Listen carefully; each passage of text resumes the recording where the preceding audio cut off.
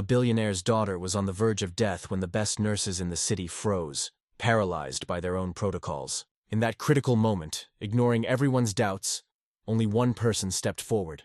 The maid. She was holding a mysterious blue liquid. What happened next not only saved the little girl's life but also humbled her father's pride. She collapsed again, this time worse than before. Her lips were pale, her breath fading. The billionaire begged the nurses to act, but they froze. And then the maid stepped forward with a mysterious blue liquid no one trusted. What happened next left the father in tears and the doctor admitting she had saved the girl's life. Let's start. The first time Ivy collapsed, it was spring. Adrian Cole had just come home from the boardroom to find his little girl sprawled on the nursery rug. Her blonde hair was plastered to her red shirt with sweat, a stark sign that something was terribly wrong. A sharp, cold panic tore through him as he knelt by her side. This wasn't just a simple nap. It was something far more terrifying. He scooped her into his arms, his heart pounding a frantic rhythm against his ribs. He roared for the staff, his powerful voice echoing through the opulent halls of the mansion. But only the quiet sobs of fear answered. Within the hour, the best pediatrician in the city was at their mansion, his demeanor professional and reassuring. He examined Ivy with calm precision, his every movement calculated. When he finally spoke, his words, though professional, shook Adrian to the core. "Your daughter had a hypoglycemic spell," he stated plainly. The term sounded scientific, but the meaning was clear and terrifying. Not life-threatening this time, but dangerous. It means her blood sugar dropped too low. The doctor went on to explain. If it happens again, she could seize, even stop breathing. She needs consistent meals and careful monitoring. Adrian gripped his daughter's limp hand, his voice thick with confusion and fear. "But I feed her. She eats breakfast, lunch, dinner," he protested, his mind racing to remember every meal, every snack. The doctor interrupted him, his voice firm and unwavering. "Not enough for her metabolism," he explained. He continued, detailing the delicate nature of a child's health. Children burn through glucose fast. Restrictive diets, missed snacks, or stress can all trigger it. You'll need trained care. The word trained hung in the air, a silent condemnation of all that Adrian had done to ensure his daughter's well-being. He was a billionaire, a man who could buy anything, but he couldn't buy perfect health for his little girl. The doctor's words were a bitter pill to swallow, a reminder that his wealth had its limits. The very next day, Adrian acted on the doctor's advice. He hired 2 private nurses, impeccably dressed in white uniforms, their hands clad in blue gloves. They carried spotless resumes, a testament to their professional expertise and training.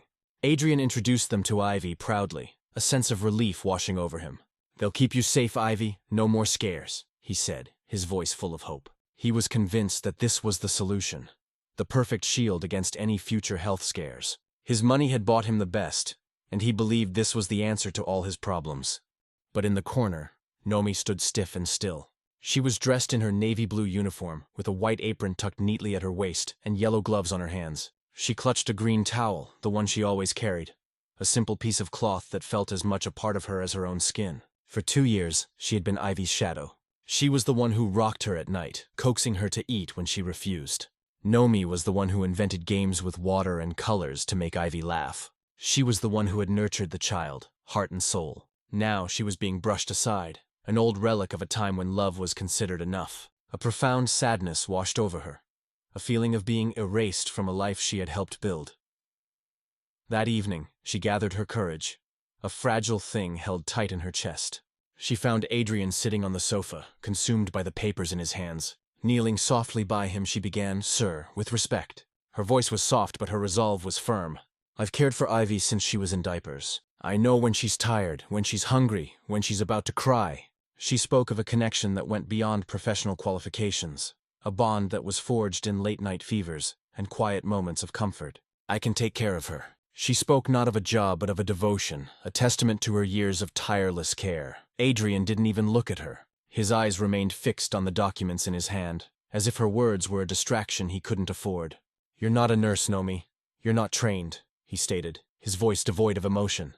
He didn't see the love in her eyes, only the lack of a certificate. "I won't gamble my daughter's health on instinct." His words were a cold and final dismissal, but Nomi's jaw tightened. "It isn't instinct, sir," she said, her voice shaking with the force of her conviction. "It's knowing her. Every heartbeat of hers I felt against my chest. Every fever, every nightmare, I was the one who stayed awake." She was pleading for him to see beyond the uniform, to recognize the bond between them, but he wouldn't. Finally, he looked at her, his blue eyes as cold as glass. "That's over now. Professionals are here," he announced. His words were a dagger, sharp and cruel. "Do your job. Clean the house. Leave the medicine to them." The words cut deep, and Nomi swallowed them, accepting her place. She was only the maid, and he had made that painfully clear. For the next few weeks, Ivy's life was meticulously scheduled down to the minute. Mealtimes were trimmed, and sugar was banned. Naps were forced, and the nurses measured everything, documenting every single spoonful of food she ate.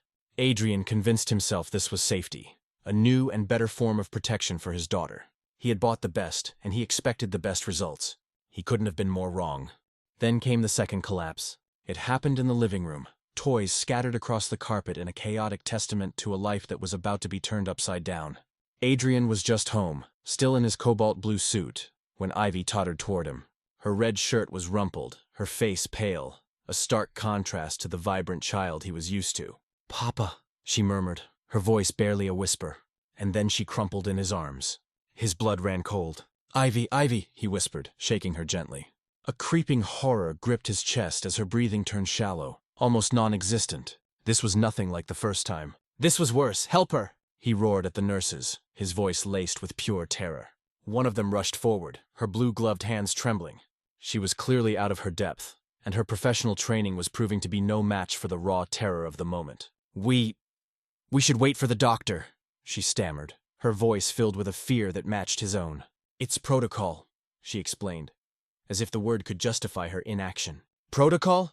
Adrian's voice was a raw scream, filled with disbelief and rage. "She's dying in my arms." He looked at the nurses, at their trembling hands and panicked eyes, and realized that their resumes, their perfect uniforms, meant nothing in the face of this immediate, life-threatening crisis. Nomi was already kneeling by his side, her green towel slipping from her shoulder.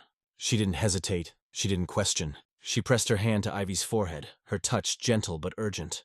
"Cold sweat," she muttered, her eyes focused on the child, not on the terrified nurses. "Her pulse is thready. She's fading." Her words were a chilling diagnosis, more accurate and immediate than anything the nurses could provide. Adrian glared at her, his rage and fear bleeding together.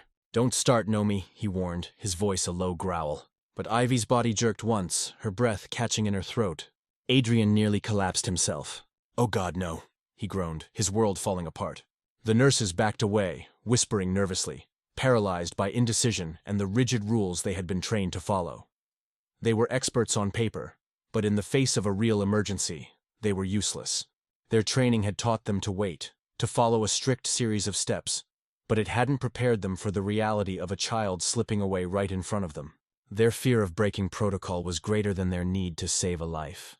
Their spotless resumes were now just pieces of paper, and their blue gloves were useless as they stood frozen, watching a little girl die. Adrian looked at them, and for the first time, he saw not professionals, but terrified strangers. His carefully constructed wall of protection, built with money and credentials, was crumbling before his eyes. He had trusted them, and they were failing him. Nomi's hands shook, but her eyes hardened with a resolve that surpassed the nurse's fear. She stood, vanished into the kitchen, and returned within moments. In her yellow gloves, she held a clear glass of liquid, startlingly blue under the light. Adrian froze, his heart pounding in his chest. "What the hell is that?" he hissed, his voice cracking with a mixture of fury and fear.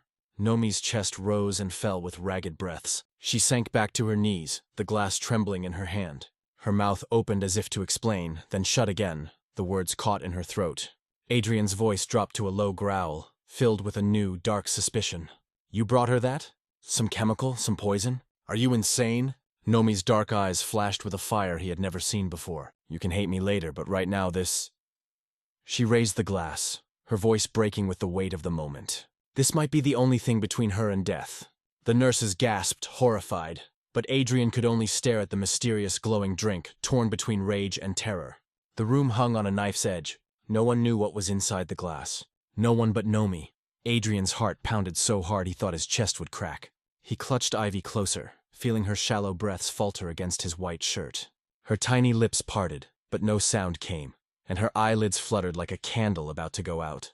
And still, Nomi knelt there, holding that strange blue liquid in her yellow-gloved hands. "I swear to God," Adrian hissed, his voice sharp with terror, "if you give her poison—" "It's not poison," Nomi cut in, her voice shaking but steady enough to pierce the tense air. "It's sugar water," she began to explain. "White sugar, warm water, a pinch of salt." She then lifted the glass, revealing the source of the color. "And the color? It's from butterfly pea flower. Natural." She explained how she used it before to make Ivy drink water when she refused, playing a game that had once brought them so much joy. The blue scared her at first, then it made her laugh. She liked it. "I kept using it," she confessed. "I didn't tell anyone because I knew you'd mock it. But it's safe, and it's the fastest way to bring her blood sugar back." Adrian stared at her, the horror in his eyes mingling with disbelief. "You expect me to believe this kitchen trick is medicine?" he scoffed. "No, sir," Nomi replied, her throat bobbing with emotion. "I expect you to believe your daughter is slipping away while the experts do nothing. Her brain is starving every second. Her cells are shutting down. This is glucose. It reaches the blood in minutes. If I wait for your permission, she might not wake up again." The nurses whispered panicked words. "We can't authorize—" "Shut up." Adrian snapped, his voice thunderous, a sudden shift in his fear. "She's not breathing right." Ivy gave a soft jerk in his arms, her chest rising unevenly, then falling with a thin rasp. Adrian felt the bottom of his world collapse. "Please," Nomi begged, pushing the glass closer. "Let me try. If I'm wrong, fire me, arrest me, drag me through the streets. But if I'm right, she lives?" Adrian's lips trembled. He looked at his daughter's pale, fading face, then at the frozen nurses who offered no solutions. His decision felt like walking off a cliff. "Do it," he whispered hoarsely. "For God's sake, do it." Nomi slid forward, her hands steady now. She gently steadied Ivy's chin with her gloved hand. "Just a sip, Angel," she murmured, her voice filled with the quiet hope of a prayer. She tilted the glass, and a single drop touched the child's lips. Nothing. Another drop. Adrian's knuckles went white around his daughter's arm. "She's not—" he started to say, but was interrupted by a faint swallow from Ivy. Nomi exhaled sharply, a gasp of relief escaping her lips.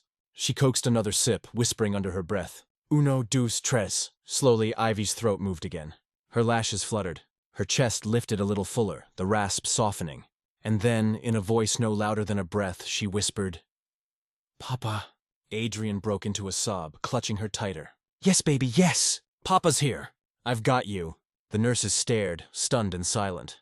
Nomi let the glass tremble in her hands, relief crashing over her like a wave. Moments later, the emergency doctor rushed in with paramedics. They checked Ivy quickly, shining a light into her eyes and taking her vitals. "What happened?"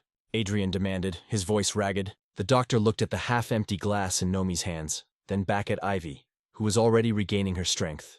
"She had a severe hypoglycemic episode," he explained firmly. "Her blood sugar crashed. For a child her age, that can become life-threatening in minutes. The brain cannot function without glucose," he continued, his words a confirmation of Nomi's desperate warning. If she had gone another few minutes without intervention, she could have suffered a seizure, slipped into a coma, even not survived. Adrian felt the air sucked from his lungs. He pulled Ivy closer, kissing her hair desperately.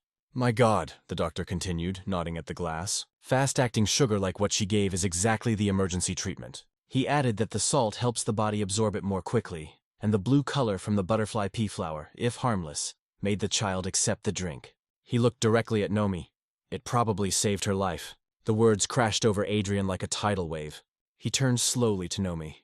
She was pale, exhausted, still on her knees with the green towel slipping down her arm.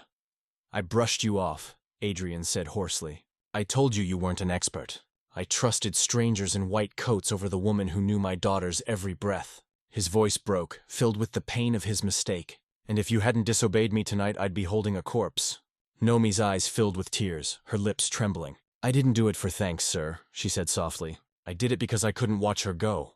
Adrian's chest heaved. He reached out, gripping her arm. "No, Nomi, you did it because you loved her when I thought money could replace that. And I will never forget it." The doctor adjusted his bag. "She'll need monitoring, proper meals, no extreme diets. But tonight, this maid gave her exactly what she needed when she needed it." As the paramedics prepared Ivy for observation, Adrian looked down at his daughter, then back at Nomi. "You're not just the maid anymore," he said, his voice low but firm.